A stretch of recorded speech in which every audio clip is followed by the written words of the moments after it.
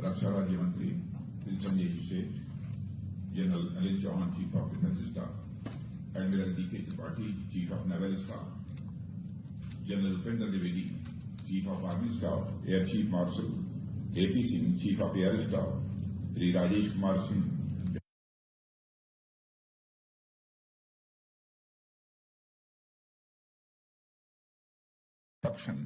Dr. Sameer V. Kamath, DD, R&D and Chairman DIDO, Dr. Yan Manjula, Secretary Infrastructure Development, Government of Karnataka, सारे अन्य officials, Bharat सरकार और कर्नाटक सरकार के, industry partners, business leaders, young entrepreneurs, media के मित्रों, देवियों व सज्जनों, 3 दिनों से चल रहे 15th grand arrow India exhibition के वैलिडिक्टरी फंक्शन में आप सभी के बीच आकर मुझे बेहद प्रसन्नता है।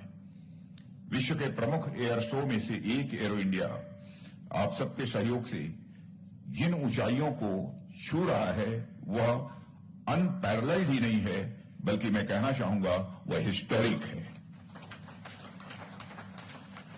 साथियों, मैं खुद पिछले 3 दिनों से इस इवेंट में यहां उपस्थित हूं। इन 3 दिनों में मैंने यहां पर आकर जो अनुभव किया है, यदि उन अनुभवों को कुछ शब्दों में कहना चाहूं तो उसके लिए मेरे जेहन में केवल 3 शब्द हैं, और वह 3 शब्द हैं एनर्जी, एनर्जी और एनर्जी। यह लंका में जो कुछ भी हमें देखने को मिल रहा है वही एनर्जी का साक्षात एक मैनिफेस्टेशन है। और सबसे बड़ी बात यह है कि यह एनर्जी और इंथुजियाज्म जैसे भारत के ही नहीं बल्कि दुनिया भर से आए पार्टिसिपेंट्स में भी पूरी तरह से दिखाई दिया है। हमारे एंटरप्रेन्योर्स, हमारे स्टार्टअप्स, हमारे इनोवेटर्स में जो उत्साह मुझे दिखाई दिया है, मैं कहना चाहूंगा वो कमेंडेबल है। साथियों, इंडियन एयरफोर्स ने जिस प्रकार से एरोबेटिक परफॉर्मेंस की, उनमें एनर्जी का अलग ही लेवल आप सबको दिखाई दिया होगा। हमारे एयरक्राफ्ट द्वारा जो रेखाएं आसमान में बनाई गई, मैं उन्हें हमारी डिफेंस और एरोस्पेस इंडस्ट्री के ब्राइट डेस्टिनी की रेखाओं के रूप में ही देखता हूं। और ये रेखाएं हमारी आंखों के सामने से भले ही ओझल हो गई हों, पर हमारे मन मस्तिष्क में ये रेखाएं सदैव अमिट रहेंगी। साथियों, आज हमारा देश ट्रांसफॉर्मेशन के एक रिवॉल्यूशनरी दौर से गुजर रहा है। प्रारंभ में ही माननीय प्रधानमंत्री श्री नरेंद्र मोदी जी ने देश को आत्मनिर्भरता का जो मंत्र दिया था, उस मंत्र की जो एक अंडरलाइनिंग फिलॉसफी थी वह थी होलिस्टिक नेशनल एम्पावरमेंट। प्रधानमंत्री जी ने एक ऐसे सपने को साकार करने का बीड़ा उठाया है जो कुछ साल पहले तक हमारी नेशनल साइकी में कभी पनपा ही नहीं था। धीरे धीरे यह फिलॉसफी हमारी नेशनल स्पिरिट बनी और अब यह एक नेशनल रिजोल्यूशन और नेशनल रिवॉल्यूशन बनकर तेजी से आगे बढ़ रही है। साथियों, जहां तक डिफेंस सेक्टर में आत्मनिर्भरता का प्रश्न है, तो इसमें इंपोर्ट और एक्सपोर्ट जैसे इकोनॉमिक फैक्टर तो महत्वपूर्ण हैं ही, लेकिन इससे भी कहीं ज्यादा महत्वपूर्ण है हमारी आर्म्ड फोर्सेस का एम्पावरमेंट। और हम सब जानते हैं कि भारत ऐतिहासिक रूप से अपनी डिफेंस नीड्स के लिए इंपोर्ट पर निर्भर रहा है। लगभग 1 दशक पहले यदि मैं बात करूं तो 65 से 70% तक डिफेंस इक्विपमेंट हमारे देश में इंपोर्ट किए जा रहे थे। वहीं आज की स्थिति यदि देखी जाए तो इसे आप रिवॉल्यूशन कहें या फिर मिरेकल, परंतु लगभग इतने ही प्रतिशत डिफेंस इक्विपमेंट आज देश के अंदर बनाए जा रहे हैं। मेरे कहने का अर्थ यह है कि आत्मनिर्भरता के कंटेक्स्ट में सिर्फ नंबर्स का ही उलटफेर नहीं हुआ है, बल्कि देश में डिफेंस मैन्युफैक्चरिंग की पूरी तस्वीर ही पलट गई है। साथियों, आज हम ऐसे जंक्शन पर खड़े हैं जहां पर fighter jets, missile systems, naval vessels, या फिर ऐसे अनेक इक्विपमेंट और प्लेटफॉर्म न केवल हमारी सीमाओं की सुरक्षा कर रहे हैं, बल्कि वे पूरी दुनिया के आकर्षण का केंद्र बन रहे हैं। आज छोटी आर्टिलरी से लेकर ब्रह्मोस और आकाश मिसाइल सिस्टम जैसे बड़े प्लेटफॉर्म्स तक हम दुनिया के अनेक देशों को एक्सपोर्ट कर रहे हैं।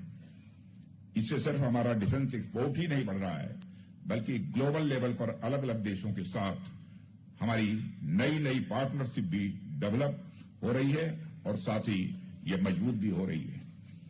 साथियों, इस बदलती हुई तस्वीर के पीछे कई कारण रहे हैं, कई प्रयास भी रहे हैं, जिनको फिर से दोहराने की आवश्यकता नहीं है।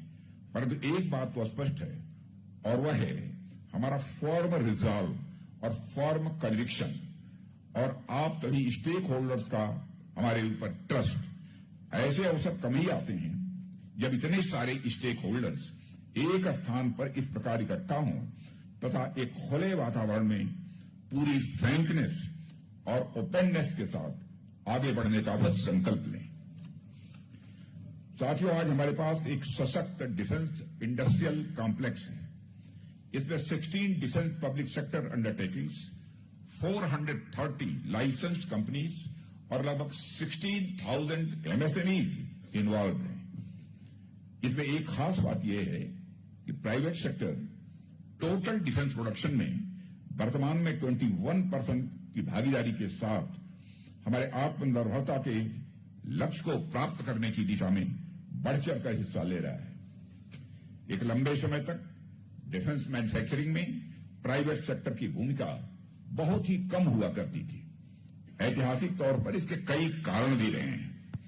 आमतौर पर बड़े डिफेंस प्रोडक्ट्स कैपिटल इंटेंसिव तो होते ही हैं, उनके निर्माण में एक लंबा समय भी लगता है। दूसरी ओर उन्हें इस बात की गारंटी नहीं मिल पाती थी कि इतने इन्वेस्टमेंट और टाइम लैग के बाद क्या फोर्सेस उन प्रोडक्ट्स को प्रोक्योर करेंगी या नहीं करेंगी। हमारी सरकार का शुरू से यह प्रयत्न रहा है कि इन अनसर्टेनिटीज को दूर करके प्राइवेट सेक्टर को लेवल प्लेइंग फील्ड मुहैया कराया जाए।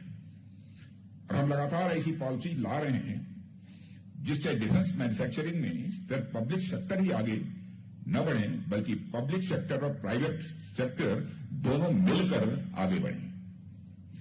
एक ओर तो हमने डिफेंस एक्विजिशन प्रोसीजर में रिवीजन करते हुए 11 से ज्यादा प्राइवेट सेक्टर का पार्टिसिपेशन इंश्योर किया है, तो दूसरी तरफ आईडेक्स, आईडीटी और टीडीएफ जैसे इनिशिएटिव्स के माध्यम से हमने स्टार्टअप और इनोवेटर्स को फ्रंटियर और कटिंग एज टेक्नोलॉजी डेवलप करने के लिए इंस्पायर भी किया है। ऐसे में मैं समझता हूं कि भारत में वह दौर आ गया है कि यहां private industry defence manufacturing sector का नेतृत्व करें। साथियों, आत्मनिर्भरता के आंदोलन में आप सभी स्टेक होल्डर्स का सहयोग और भागीदारी ये पूरी तरह से स्पष्ट है ही, पर मैं समझता हूं कि इसमें जिनका सबसे बड़ा सहयोग और जिनकी सबसे बड़ी भागीदारी है वो है हमारी आर्म्ड फोर्सेस। बर्फीले पहाड़ों से तपते रेगिस्तान तक, आसमान की ऊंचाइयों से समुद्र की गहराइयों तक, बीहड़ जंगलों से लेकर भीषण नेचुरल डिजास्टर्स तक हमारी आर्म्ड फोर्सेज ने पूरे देश को जो भरोसा और ताकत दिया है उसे शब्दों में बयां कर पाना संभव नहीं है। कहने की आवश्यकता नहीं है कि नेशनल सिक्योरिटी सर्वोपरि है और इसमें किसी प्रकार की कंप्रोमाइज की गुंजाइश नहीं रहती है। Nothing less than the best can be allowed where it comes to national security. चाहे वो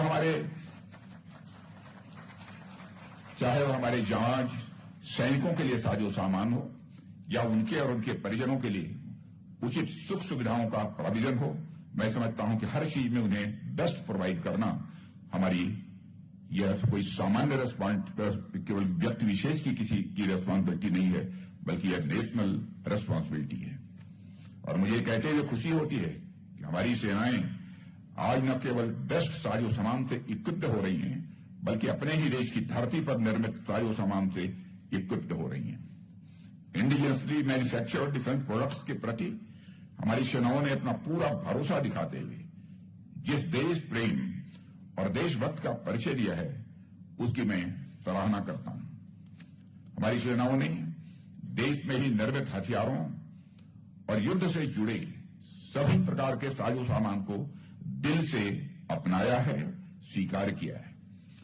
साथियों, आत्मनिर्भरता की इस मुहिम को आज यदि हम इस लेवल तक अंजाम दे पाए हैं, आगे और भी तेजी से ले जाना चाहते हैं, तो सिर्फ और सिर्फ हमारी आर्म फोर्सेज के कंप्लीट सेटिस्फैक्शन से ही यह हासिल की जा सकेगी। डिफेंस इंडस्ट्रियल कॉम्प्लेक्स का जो विशाल हिमालय आज भारत में खड़ा हो रहा है, इसके आधार में इसके प्रति हमारी सभी सेनाओं का भरोसा और अटूट विश्वास ही है। साथियों, इस इवेंट ने यह पोटेंशियल दिखाया है कि इंडियन डिफेंस तथा एरोस्पेस सेक्टर का फ्यूचर हमारी स्काईज तक ही सीमित नहीं है, बल्कि वह बियॉन्ड द स्काईज भी है।